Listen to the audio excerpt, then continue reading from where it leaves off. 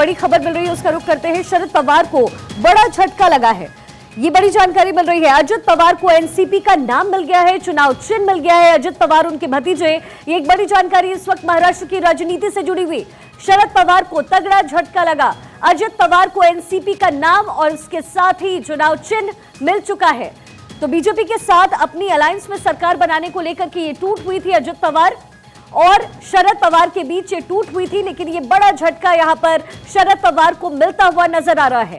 अजित पवार को एनसीपी का चुनाव चिन्ह और नाम मिल चुका है। शरद पवार को यहां बड़ा झटका लगा है। महागठबंधन में के साथ इस वक्त शरद पवार हैं, लेकिन अजित पवार जो उनके भतीजे थे, पहला झटका उन्हें तब लगा शरद पवार को जब भतीजे उनकी पार्टी से टूट करके बीजेपी के साथ शामिल हो गए, और ये अब दूसरा बड़ा झटका शरद पवार को लगा है। चुनाव चिन्ह उनके हाथ से गया, नाम यानी एनसीपी का नाम अब अजित पवार के हाथों में होगा, अजित पवार के पास होने वाला है। तो महाराष्ट्र की राजनीति में एक बार फिर से उथल पुथल देखने को मिल रहा है। शरद पवार उनके बेहद करीबी रहे, उनके भतीजे अजित पवार, लेकिन ये बड़ा झटका इस वक्त उन्हें लगा है। अब ऐसे में शरद पवार की प्रतिक्रिया क्या होगी, शरद पवार क्या करने वाले हैं, ये देखना दिलचस्प होगा। लेकिन ये बड़ी जानकारी इस वक्त महाराष्ट्र की राजनीति से जुड़ी हुई।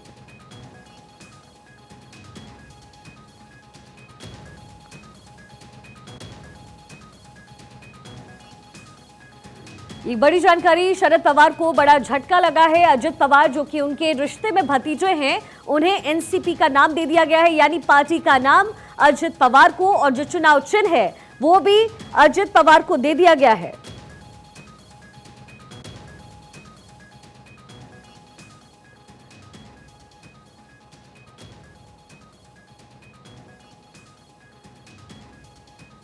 तो महाराष्ट्र की राजनीति से जुड़ी हुई बहुत बड़ी खबर है, और लगातार चुनाव चिन्ह और एनसीपी के नाम को लेकर के, यानी पार्टी के नाम को लेकर की जो तनातनी है वो चल रही थी, क्योंकि अजित पवार के साथ एमएलएज का साथ था, और ऐसे में कहीं ना कहीं ये लग भी रहा था कि शरद पवार को ये बड़ा झटका लग सकता है। लेकिन शरद पवार यहां पर पीछे रह गए हैं। जो भतीजे हैं अजित पवार, वो यहां पर जीतते हुए नजर आए हैं। अजित पवार को एनसीपी का नाम और साथ में चुनाव चिन्ह मिला है, और ये बड़ी जानकारी इस वक्त महाराष्ट्र की राजनीति से जुड़ी हुई मिल रही है। सत्यप्रकाश सोनी इस वक्त मेरे साथ जुड़ गए हैं। सत्यप्रकाश, क्या कुछ इंफॉर्मेशन है, क्या कुछ दलीलें रखी गई वहां?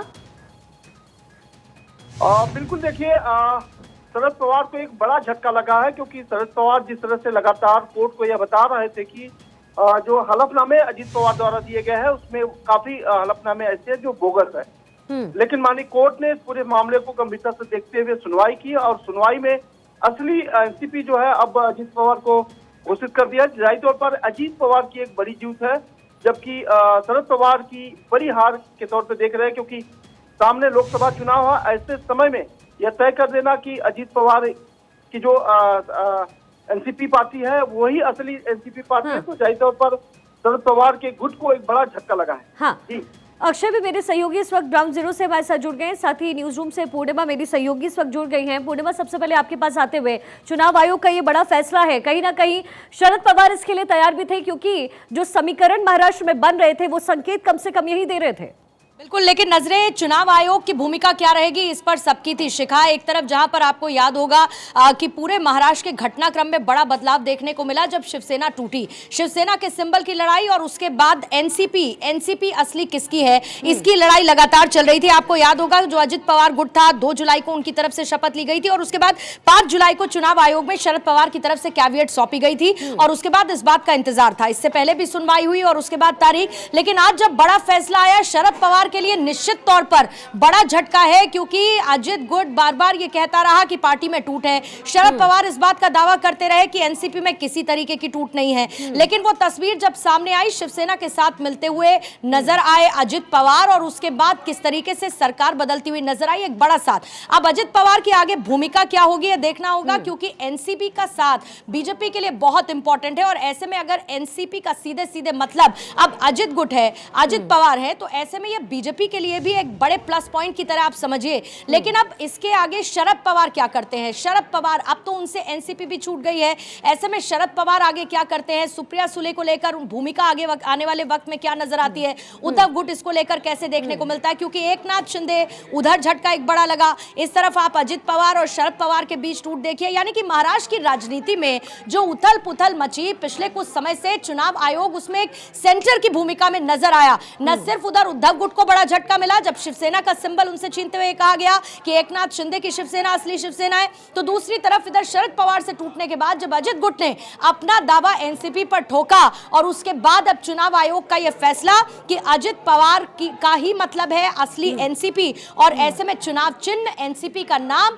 अजित पवार को अब मिल चुका है, जो निश्चित तौर पर शरद पवार के लिए बड़ा झटका है और इसको आने वाले वक्त में चुनावों के लिहाज से भी जोड़ना होगा। उनके साथ बीजेपी के साथ बनते समीकरण के लिहाज से भी देखना होगा। लोकसभा चुनाव सेंट्रिक और खुद महाराष्ट्र में होने वाले विधानसभा चुनावों के नजदीक आते हुए भी यह समझना होगा कि अब शरद पवार आगे किस तरीके की भूमिका में नजर आते हैं और इस लड़ाई को लेकर कहां जाते हैं।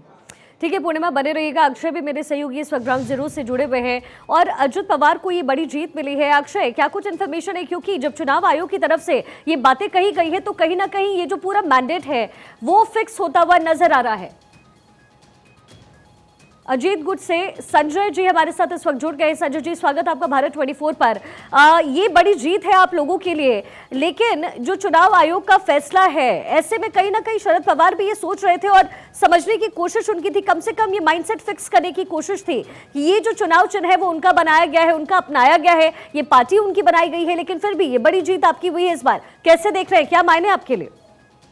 नहीं, ये तो होना ही था। इसके पहले आपको अच्छी तरह से मालूम है कि जो शिवसेना के साथ हुआ है और विधायक आज राष्ट्रवादी में अजित पवार साहब के साथ ज्यादा से ज्यादा मतलब 90% तो विधायक अजित दादा के साथ है और अजित दादा के साथ कार्यकर्ता भी जो आज सभी जिले के जिलाध्यक्ष है, कार्यकारिणी भी 90% अजित दादा के साथ है, प्रदेश के कार्यकारिणी थी वो भी उनके साथ है।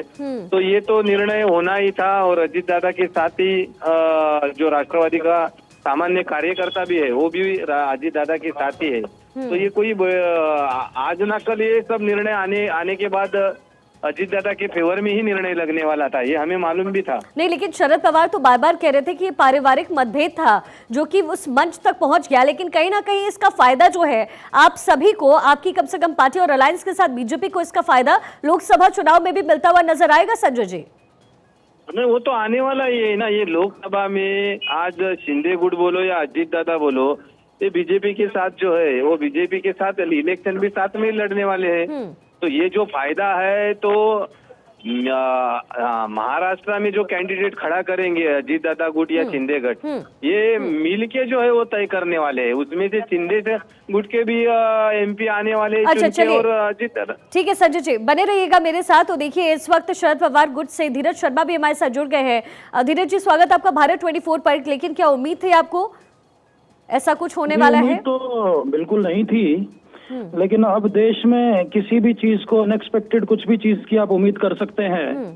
जिस तरीके से हर प्रदेश में पार्टियां तोड़ी जा रही है, सरकारें गिराई जा रही है, तो ये भी कोई बहुत अचंभे वाली बात नहीं है। लेकिन धीरज जी, संजय जी तो कह रहे हैं कि जो विधायक है मैक्सिमम 90% वो तो अजित पवार के साथ ही है, तो ये निर्णय तो आना ही था, ये तो कोई भी कर सकता है, सरकार ऐसे ही तो बनती और गिरती है, इसमें हर्ज क्या है? देखिए, अगर आप सिर्फ विधायकों को अगर पार्टी मानते हैं तो हमारे साथ सांसद, हमारे साथ 90% सांसद हमारे साथ है, 90% संगठन हमारे साथ में है, 26 राज्यों का संगठन पवार साहब के साथ में एक मत से खड़ा है।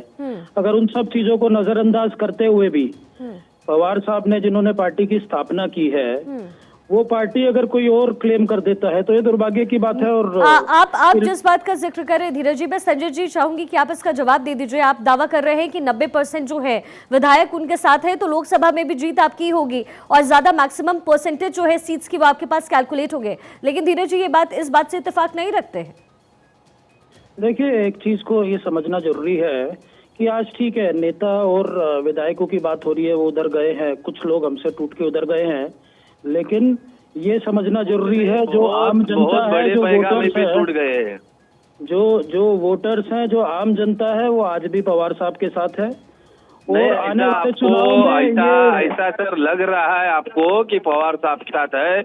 आप फैक्ट अगर देखेंगे तो बाहर ये सांगली, ये बारामती, ये साइड अगर छोड़ेंगे ना आप तो थोड़ा फार फर्क गिरेगा, उसका इतना नहीं। आप हर जिले में जाके देखिए ना, अजीत दादा के साथ आज सामान्य कार्यकर्ता कितना है और क्यों जुड़ रहा है वो। आज उनका जो काम करने का शैली है, इसके लिए सामान्य कार्यकर्ता जुड़ रहा है। और जो विधायक वो आए हुए हैं, और आप बोल रहे हो एमपी का, अभी एमपी का जो है खासा लोकसभा का इलेक्शन लगने दीजिए, मालूम पड़ेगा उसी टाइम कि बाबा क्या है दूध और दूध का पानी, मालूम पड़ेगा। धीरज जी, ये तो एक तरीके से चुनौती है, चुनौती की तरह लेंगे इसे अब आप, क्योंकि लोकसभा चुनाव में वक्त थोड़ी बचा है। अब हम लोग भी जनता के बीच में ये सवाल छोड़ दिया और हमें पूरा भरोसा है। जनता जिस तरीके से हमें प्रतिसाद दे रही है, हमें पूरी उम्मीद है कि ठीक है, ये सरकारी इंस्टीट्यूट्स का गैर वापर जिस तरीके से हो रहा है, वो आने वाले समय में चुनाव में जरूर उसका जवाब जरूर देगी लेकिन धीरज जी, जनता। मैं चाहूंगी कि आप जवाब इस पर भी दीजिए। महागठबंधन जिसके साथ शरद पवार जुड़ रहे हैं, नहीं जुड़े, क्योंकि अभी तो लगातार टूट इसमें नजर आ रही है। कैसे देख रहे हैं आप लोकसभा चुनाव को, क्योंकि अजित पवार तो पूरी तरीके से आश्वस्त नजर आ रहे हैं, क्यों संजय जी? यस, ये पूरी ताकत के साथ इलेक्शन लड़ेंगे। आने वाले टाइम पे मालूम पड़ेंगे अजीत दादा क्या है वो। और आज महाराष्ट्र में तो है ही, पूरे देश में माहौल आप देखेंगे। इलेक्शन 2024 का अभी है, अप्रैल ऐसा लग रहा है डिक्लेयर होगा करके, उस टाइम मालूम पड़ेगा ना आपको कि अभी ये जो बोल रहे दर सर का बात है। पूरी ताकत से लड़ रहे हैं ईडी, सीबीआई और सारे सरकारी देखो, ईडी सीबीआई जो आप बोल रहे हो ना, लेकिन जिन्होंने कुछ अगर जवाब देगी। नहीं, ईडी सीबीआई का जो आप बोल रहे हो, जो ईडी सीबीआई अगर लगाया है, अगर आपके पास कुछ है ही नहीं है, आपने कुछ गलती नहीं किया है, तो आपको डरने की क्या चिंता है? अगर आप कुछ किया होगा तो डरेंगे ना। ईडी अगर लगाया है, आपके पास कुछ नहीं है, तो आप उनको दिखाइए मेरे पास कुछ है ही नहीं करके, क्यों कानून की कार्रवाई करेंगे वो?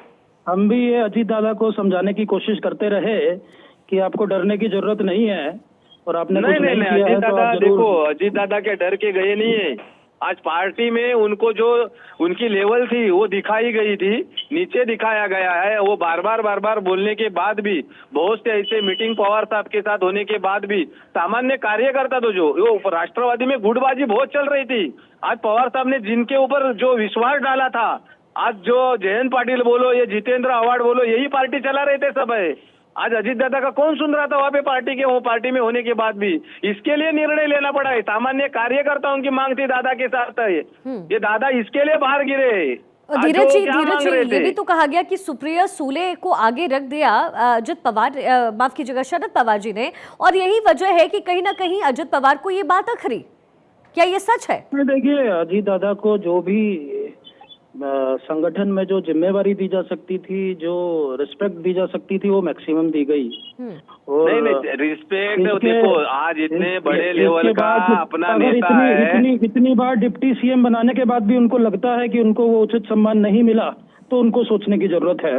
अजीत दादा को हमेशा संगठन में एक महत्व दिया गया है, लेकिन उनकी क्या मजबूरियां थी, क्या डर था, नहीं, कुछ मजबूरियां थी नहीं है। कार्यकर्ताओं की हर जिले की मांग थी, हर जिले के जैसा मेरा सामान्य जैसा कार्यकर्ता दादा को जाके बोल रहा था, पवार साहब के पास तो हम जा नहीं सकते छोटी छोटी बात लेके। आज सुप्रिया ताई सुळे के पास कितनी बार हम गए। आज जिले की परिस्थिति बेकार है, जिनके ऊपर जिम्मेदारी दिया है उनके पास टाइम नहीं है संगठन बांधने के लिए है। आज जो मेरा उदाहरण ले लो, आज मीरा भाईंदर में आज राष्ट्रवादी कांग्रेस पार्टी की 15 साल सत्ता थी। आज पूरी महानगर पालिका में महापौर राष्ट्रवादी का, आमदार राष्ट्रवादी, खासदार राष्ट्रवादी, वो जीरो हो गया है।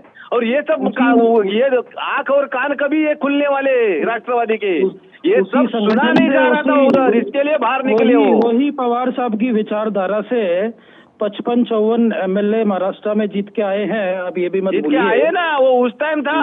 आज अजीत दादा की महाराष्ट्र में बहुत बड़ी ताकत है आज, और वो आने वाले इलेक्शन में मालूम पड़ेगी ताकत है। बिल्कुल बिल्कुल, हम भी बहुत बड़ा फर्क गिरने वाला है राष्ट्रवादी को। लेकिन धीरज जी, कहीं ना कहीं शरद पवार के लिए तो एक बड़ी हार के तौर पर देखा जा रहा है। राजनीति के इतने बड़े धुरंधर है, और इस बात को तय कर पाना कि अगर आपसी खेमे की ये जो जद्दोजहद थी वो मेंटेन किया जाता, कहीं ना कहीं ये तो एक बहुत बड़ी हार हो गई। देखिए, पवार साहब ने हमेशा सबको साथ लेके चलने का प्रयास किया गया है। ठीक है, आज ये जो निर्णय आया है उससे हम थोड़ा निराश होंगे, लेकिन मुझे पूरी उम्मीद है। देखिए, हमारे लिए शरद पवार साहब ही पार्टी है, पक्ष है, सिंबल भी शरद पवार साहब है। और महाराष्ट्र में, और ये संजय जी लेकिन भी फिलहाल इससे चुनाव वाकिफ आयोग हैं का तो फैसला कि- धीरज जी कुछ और ही है। हमारी पॉलिटिकल एडिटर हमें- अदिति नागर भी हमारे साथ जुड़ गई है। धीरज जी, संजय जी बने रहिएगा। अदिति, अगर इसके मायने समझने की कोशिश करें, कहीं ना कहीं ये तो फिक्स ही था, क्योंकि 90% विधायक जो हैं 93 में से वो तो जा चुके थे अजित पवार के साथ। ये कहीं ना कहीं फिक्स था, चुनाव आयोग यही फैसला करता। बिल्कुल, देखिए, चुनाव आयोग की तरफ से उन्होंने जो भी जिस तरीके से बात निकल कर आई है कि जो महाराष्ट्र के डिप्टी सीएम अजीत पवार की बड़ी जिस तरह से जीत मिली है, चुनाव आयोग ने अपने फैसले में कहा है कि असली एनसीपी अजीत पवार का गुट है। लोकसभा चुनाव से पहले ये शरद पवार के लिए एक बड़ा झटका भी है। लेकिन सबसे पहली बात है कि चुनाव आयोग ने अजीत पवार गुट को असली एनसीपी करार दिया। अजीत पवार, जैसा आपने कहा कि पूरा जो इनका संविधान होता है पार्टी का, उसके लिहाज से अजीत पवार के पास जो स्ट्रेंथ है, अजीत पवार के पास जो तमाम चीजें हैं, उससे यही करार होता है। क्योंकि हाल ही में ये बड़ा एग्जाम्पल शिवसेना के साथ भी था। यही दर्शाता है कि अजीत पवार ही बड़े जो है एनसीपी है। लेकिन अब सवाल उठता है कि इसके मद्देनजर शरद पवार अपने नए राजनीतिक गठन का नाम क्या रखने वाले, वो एक अलग मुद्दा होता है। लेकिन अगर इसको उस तरीके से समझा जाए, पॉलिटिकल रूप से समझा जाए, तो 2024 से पहले जो बिहार में हुआ, जो झारखंड में हुआ, जो महाराष्ट्र से 48 सांसद चुनकर आते हैं,